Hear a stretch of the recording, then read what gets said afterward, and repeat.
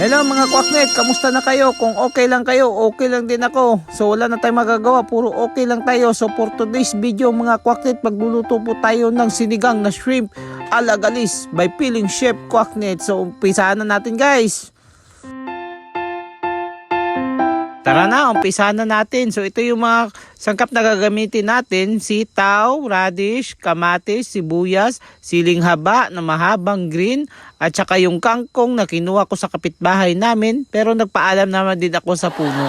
At saka yung shrimp po guys na binili ko lang sa palengke ng 100. Wow. So ito na guys, magpapabukan na tayo ng tubig. Ilalagay natin yung kamatis at saka yung bombay. Pagkatapos takpan ulit, hintayin na kumulo. At takpan natin ulit. At pagkabukal na guys, ilagay natin yung asin na nagpapayaman kay Madam. Shoutout nga pala sa iyo Madam, hehe. Na-inspired tuloy ako sa pagluluto ng dahil sa iyo. At pagkatapos nun guys, pag nalunod na natin lahat, pwede na nating takpan ulit at hintayin kumulo. So ayun na guys, luto na yung ating shrimp. Isunod natin ilagay yung sitaw at saka yung radish. Takpan lang natin ulit at hintayin nating maluto yung ating mga gulay. So ito na po guys. Naluto na po yung ating gulay, isusunod na po natin ilagay yung ating pampasarap, yung magic sarap. Nagpapasarap sa buhay at saka laban nyo. At isunod rin natin yung kangkong na kinuha ko sa kapitbahay pero nagpaalam naman din ako sa puno. So huwag kayong mag-alala mga kwakit.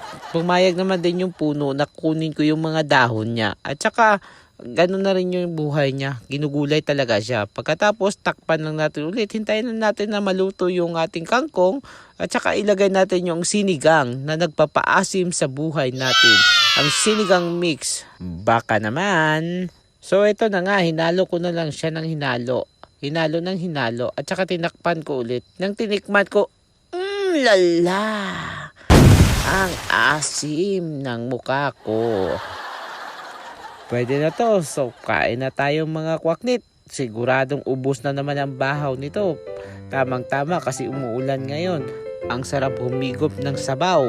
Tingnan nyo, umuusok pa mga kwaknit. So kung wala kayong ulam, tara punta kayo dito sa bahay. Bibigyan ko kayo ng ulam. Libre, walang bayad. Sabay-sabay natin pagsaluan itong sinigang na shrimp alagalis mga kwaknit. Tara, foods na! Wow. Woo!